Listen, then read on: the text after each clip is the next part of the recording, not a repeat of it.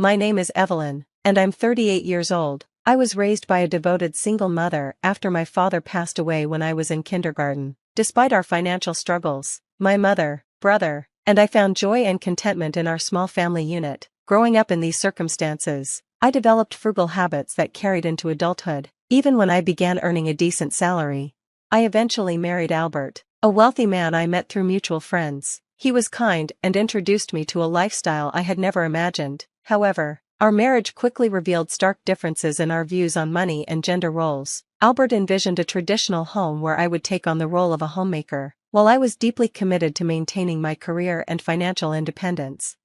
Before we married, Albert had hinted at his preference for me to adopt traditional domestic roles. I made it clear, however, that I wanted to continue working, at least until we decided to start a family. He reluctantly agreed, and we proceeded with our wedding. But after the marriage, the reality of juggling a full-time job and household responsibilities became overwhelming. While I worked tirelessly both at the office and at home, Albert settled comfortably into the role of a traditional husband. He contributed nothing to the household chores, coming home each evening to relax while I managed everything. This imbalance began to strain our relationship, and I found myself questioning if this was all our union had to offer. Even as my dissatisfaction grew, I hesitated to express my feelings. I feared Albert might pressure me to quit my job entirely. I naively hoped that having children might strengthen our bond, but as the distance between us deepened, I started doubting the feasibility of starting a family.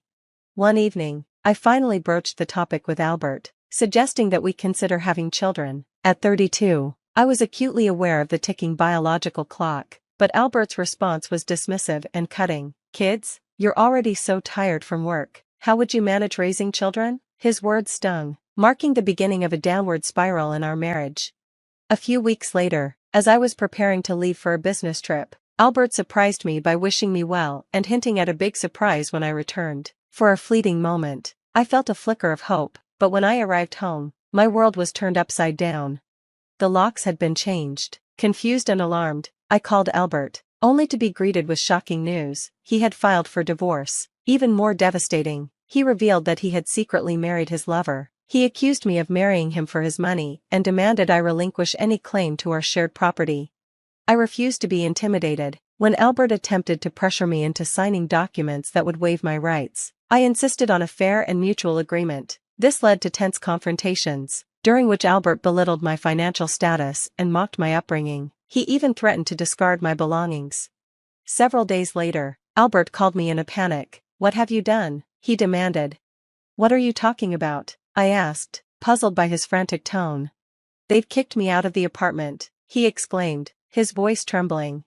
"You're still staying there?" I replied calmly. "That's technically trespassing. It's a new month, and I'm no longer listed as a tenant." "But it's my place," Albert protested. "Actually," I reminded him, "it was a company apartment." Albert's carefully curated world began to unravel, exposing the lies and betrayal that had defined our marriage. As I moved forward, I found strength in reclaiming my independence and leaving behind a relationship that had only brought me pain. "I'm the leaseholder, so obviously, you can't stay there now," Albert argued, his tone smug. "That's ridiculous," I shot back, struggling to keep my composure. "Albert, how could you think it's okay to force me out without proper notice? As the leaseholder, you don't have absolute control over the property. It's a rental, not your personal asset. You can't just change the locks at will." Albert snorted dismissively. "I thought I made it clear, it was my lease agreement. But whatever, the property technically belongs to the apartment manager, not me, so I didn't need their permission to change the locks." He still didn't get it. I took a steadying breath. "Here's what you're missing. I already terminated the lease before you pulled your little stunt. Legally, I was entitled to stay until the end of the month. By changing the locks, you've tampered with someone else's property. That could easily be seen as criminal damage."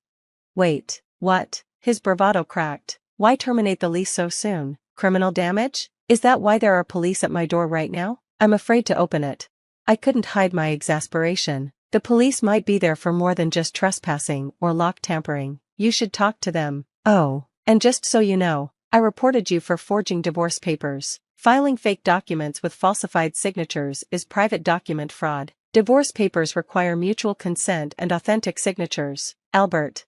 There was silence on the line as he absorbed the weight of my words. I pressed on. Those papers you filed are invalid. And as for Judy, your supposed wife, that's not a legal marriage. How did I find out? Did you assume I was in the dark?" His voice faltered. You know about Judy?" "Of course," I said sharply. "I hired a detective agency to investigate while you were parading her around. They uncovered everything, including your little wedding ceremony while I was away on a business trip. I took time off from work to gather evidence and prepare my case. I also discovered you were sneaking Judy into our home." Albert was utterly silent now, likely feeling the walls close in. After a long pause, he stammered, Please don't tell Judy I'm still married to you." I couldn't help the small, bitter laugh that escaped me. Why would I? It's not my responsibility to clean up your mess. But here's a reality check. Since you committed adultery while still legally my husband, Judy is now liable for compensation. I've already sent her a demand for reparation via express delivery. She didn't know you were married, did she? Too bad. At this point, I can't retract the claim even if I wanted to. Albert's breath hitched audibly. She hasn't called me yet, so maybe she hasn't seen it. She will soon, I said coolly, and by the way, you might want to deal with the police instead of worrying about Judy. I'll ignore the police, he blurted, panic creeping into his voice. I'm going to Judy's house now to intercept the letter before she or her family sees it. He hung up abruptly. I smiled grimly, knowing his efforts would be futile. The letter was sent as registered mail and addressed solely to Judy. Even if he intercepted the postman, he wouldn't be able to claim it. Several hours later, Albert called again, sounding utterly defeated. He recounted his failed attempt. I was there when the postman arrived. Judy answered the door and signed for the letter before I could stop her. She opened it right in front of me. And? I asked, feigning casual disinterest. She read it, he mumbled, his voice hollow. She threw me out of her house. Good luck, Albert, I said curtly before hanging up. I'll take that envelope, Albert demanded from the postman. And who are you? You don't live here, do you? The postman asked, his tone skeptical. I practically live here. I'm married to Judy, so I have the right to receive her mail, Albert replied, his voice laced with desperation. That's not how it works, the postman said flatly. This is registered mail, and it's addressed to Judy. I can only hand it to her. Just give it to me, Albert insisted, his frustration growing. If you're that eager, you can ask Judy for permission, the postman said firmly, unmoved by Albert's demands. At that moment, Judy stepped outside, her face puzzled by the commotion. What's going on here? She asked, her eyes darting between Albert and the postman. Albert, why are you making all this noise? This envelope is for you, Judy, the postman explained, handing her the registered letter. Sorry for the disturbance, but this man insisted on taking it. Judy took the envelope, clearly baffled. A demand for reparation? She read aloud, her confusion deepening. Albert, what's this about? You were married? Albert paled and fumbled for an excuse. It's nothing serious, just my ex-wife being spiteful. She's a little unpredictable, he said, forcing a weak smile. I didn't want to bring it up because it's embarrassing, but I was divorced a long time ago. Judy crossed her arms, unconvinced. If that's true, why is she demanding reparation? If you were divorced before we met, this shouldn't even be an issue. Albert hesitated. She's probably just upset that I moved on and got remarried, he muttered, trying to dismiss the matter. But his excuses fell apart when Judy found my contact details in the envelope and decided to call me directly. Our conversation left no room for doubt. I explained everything, Albert's affair, the invalid divorce papers, and even the elaborate wedding ceremony they had held while he was still legally married to me. I also informed her that the marriage registration hadn't been submitted yet. Albert had apparently planned to file it on April Fool's Day, though he hesitated because he wasn't sure the divorce had been finalized. Judy was stunned by the revelation. Albert, realizing the situation was spiraling out of control, hastily left her house. A few hours later, he called me, sounding desperate. He begged to meet at a nearby cafe to discuss the matter further. When I arrived, Albert immediately launched into a plea. Evelyn, please withdraw the reparation claim. Let's just pretend we've been separated for a long time and are officially divorced. I'll apologize to Judy and tell her I kept it a secret because I was embarrassed. Maybe I can fix this. I stared at him, unimpressed. Do you think I'm still desperate to stay married to you? I was already planning to file for divorce, but since you cheated, you'll pay reparation, I said firmly. You're just trying to extort money from me. Typical, Albert snapped, his frustration boiling over. What do you even want? To ruin my life? I leaned back, maintaining my composure. You don't seem to understand your position. If I say no, you can't marry Judy, your bigamous status will be exposed, and that will cause you even more problems. So, yes, you'll pay reparation, and we'll finalize the divorce. Albert sighed, defeated. Fine, I'll pay. Let's get this over with, he grumbled. Just sign the divorce papers and let me go. And about the property division? I asked, raising an eyebrow. Or are you planning to fight me on that too? Reparation should be enough, he snapped. We already agreed to waive property division, so let's make it official and be done with it. Good, at least you're not being completely unreasonable, I said with a faint smile. We went to a public notary, where we formalized the terms of our divorce, including the reparation and property division. After completing the paperwork, we headed to City Hall to submit the final documents, officially ending our marriage.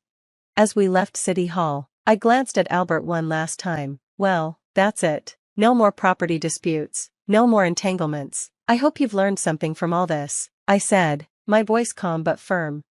Albert didn't respond, he simply walked away, his shoulders slumped in defeat. I watched him go, feeling a sense of closure and relief.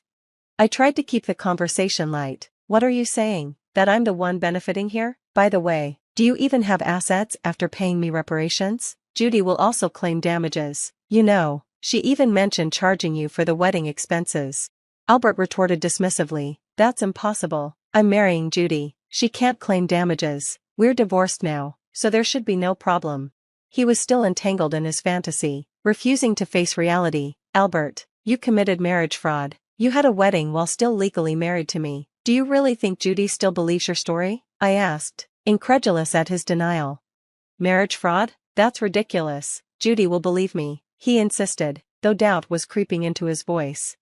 I leaned forward, revealing more. Believe that if you want, but I heard from Judy directly. Also, weren't the guests at your wedding paid actors? You still owe them, you know.